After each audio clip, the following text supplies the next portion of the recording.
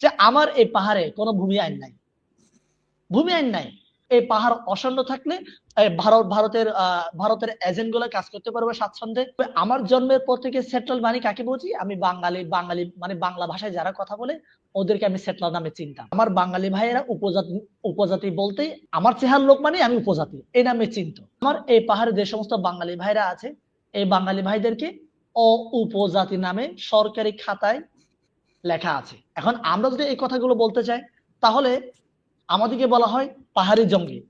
একটা কথা আছে না, কেঁচো খুঁড়তে গিয়ে সাপ বেরিয়ে আসলো। পার্বত্য চট্টগ্রামবাসী বিশেষ করে রাঙ্গামাটি, খাগড়াছড়ি, বান্দরবন অঞ্চলের লোকজনদেরকে অবাঙালি যারা আছে, বাংলাদেশের অন্যান্য অঞ্চলের লোকজন যারা আছে তারা অন্য দৃষ্টিতে দেখে।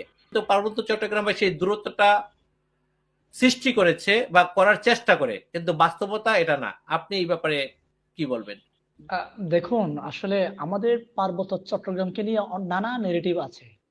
এই নেগেটিভের মধ্যে প্রধান যে নেগেটিভ এটা হচ্ছে আপনার এই পার্বত্য চট্টগ্রামে যে সমস্ত জাতিসত্তাগুলো আছে, বিশেষ করে বাঙালি জাতির বাইরে বাদ বাকি অন্যান্য জাতিসত্তাগুলো আছে, এরা এই দেশকে ওন করে না, মানে ধারণ করে না, এবং এই দেশকে বিচ্ছিন্ন করার জন্য আপনার প্রতিনিয়ত এরা ষড়যন্ত্র করে যাচ্ছে। এরকম একটা ন্যারেটিভ কিন্তু আপনার বাংলাদেশে 61 জেলার যে বাঙালি ভাইদের মাঝে এই নেগেটিভটা তৈরি করে রাখা হয়েছে। তো আমি যে যে কাজটা করছি সেটা হচ্ছে আমি যাতে করে এই নেগেটিভ থেকে কিভাবে বেরিয়ে এসে যাতে করে না আমরা যারা বাংলাদেশে আছি, বাংলাদেশের সবাই একসাথে যাতে করে একযোগে আমরা বাংলাদেশের চেতনায় নিজেদেরকে কিভাবে ধারণ করতে পারি, এই চেতনায় যাতে করে কিভাবে উদ্বুদ্ধ করতে পারি, আমি এইটার জন্য কাজ করে যাচ্ছি এবং আমি এটার ব্যাপারে আমি কথা বলে যাচ্ছি, প্রতিনিয়ত আমি কথা বলছি। দেখেন, আপনি যদি দেখেন যে আমার এই যে 71-এর কথা যদি বলি, যে গত পর্বে আমরা এই কথাটা উঠে এসেছে যে আমাদের শেখ মুজিবুর রহমান আমাদেরকে বাঙালি হয়ে যেতে বলা হয়েছে, এবং আমরা কি মানে আমাদের অস্ত্র মানে এই যে পাহাড়ের যে জাতিসত্তাগুলো আছে এদের কাছে আমাদের মানে হাতে কিভাবে অস্ত্র আসলে, এই অস্ত্র আসার প্রক্রিয়াটা কিভাবে ছিল, মানে এটা আমরা সবাই কিন্তু ক্লিয়ার ভাবে আমাদের মেসেজ আছে। তারপরেও মনে করেন আমাদেরকে, আমার আক্ষেপ এখানে যে আমরা তো আমরা তো স্বাধীনতা যুদ্ধের আগে বা স্বাধীনতা যুদ্ধের পরে আমরা তো এই বাংলাদেশে আসি নাই। আমরা বাংলাদেশে এখানে আপনার দীর্ঘদিন ধরে আমরা এই বাংলাদেশে আছি, কিন্তু হ্যাঁ, আমাদেরকে দিয়ে একটা নেগেটিভ তৈরি করে আপনার রাজনৈতিক ফায়দা উঠানোর জন্য যা যা করা লাগে জাস্ট এটাই করেছে। আমরা জাস্ট বলির পাঠা হয়েছে, আমরা অন্য কিছু হইতে পারিনি। এই যে আপনি প্রথমে আপনার পরিচয় দিতে গিয়ে আমার পরিচয় দিতে প্রথমে বললেন যে আমার এই পাহাড়ে উপজাতি, উপজাতি মানে এরকম একটা ওয়ার্ড বলেছেন আপনি। এই উপজাতি শব্দটা আসছে আমরা কোথা থেকে? আসলে দাদা, আমি বিষয়টা সেইভাবে বলিনি। আমরা না না না না বাংলাদেশে না বিভিন্ন জাতিতে বিভক্ত, আমি না সেই কথা বলেছি। না না দাদা, আমি আমি বিষয়টা বলতেছি, এটা আপনার দোষ না আসলে।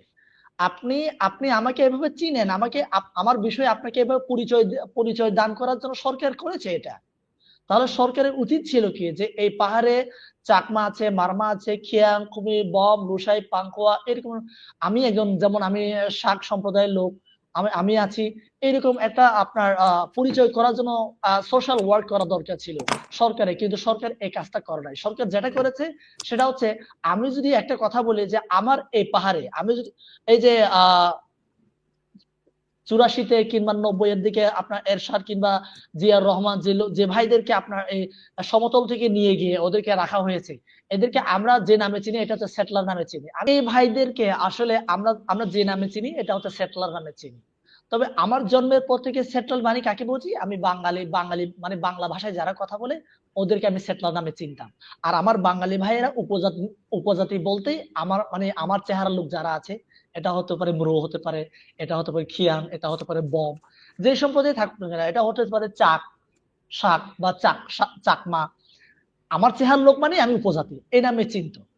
ঠিক এইভাবে এখন দেখেন, কালের বিবর্তনে, কালের পরিক্রমায় আমার এই পাহাড়ে যে সমস্ত বাঙালি ভাইরা আছে, এই বাঙালি ভাইদেরকে উপজাতি নামে সরকারি খাতায় লেখা আছে।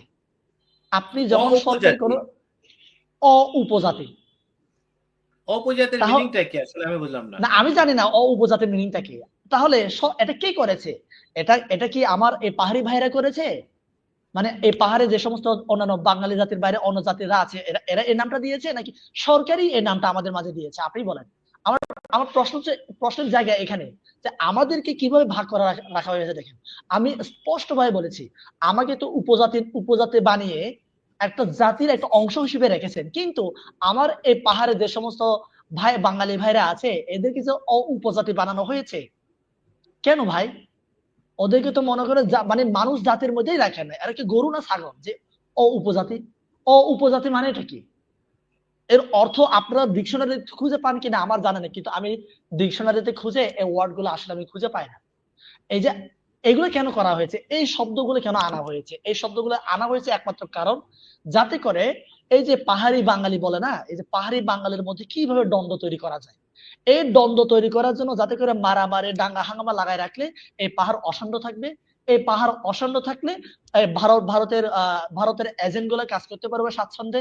এবং এই এই এজেন্ট হয়ে আমরা কাজ করছি কারা? আমাদের খুব বাংলাদেশের গভর্নমেন্ট এই এজেন্ট হয়ে কাজ করছে। এটা মানে দিনের আলোর মতো পরিষ্কার যে আপনার এই কাজগুলো কারা করছে। এখন আমরা যদি এই কথাগুলো বলতে চাই তাহলে আমাদেরকে বলা হয় পাহাড়ি জঙ্গি। পাহাড়ি কোনো অনেক আপনার অবৈধ অস্ত্র না আছে। দাদা, এই কথাটা একমত না। পাহাড়ি জঙ্গি বলে বাংলাদেশের কোন লোক আপনাদেরকে এইভাবে শব্দ দেয় না। এই বিষয়টা না না বোধহয় না না ভুল না তথ্য। না না, আমি এটা কোট কে করেছি করছে? আপনাদের, আমার আপনার কথাটা আমি আমার কোট করলাম। বাংলাদেশের নাগরিকরা, আমার বাংলাদেশের নাগরিকরা এটা করে না। জি। আমি এটা মানে কি বলবো, 100% এনশিওর করে আমি বলতে পারি। কিন্তু এটা কে করছে? এটা কে করছে হচ্ছে বাংলাদেশের সরকার করছে। বাংলাদেশের সরকার করছে এটা। এটা এবং ভারতীয়রা বলেছিল যে আপনারা পাহাড়ের জঙ্গি, এদেরকে নেবে না।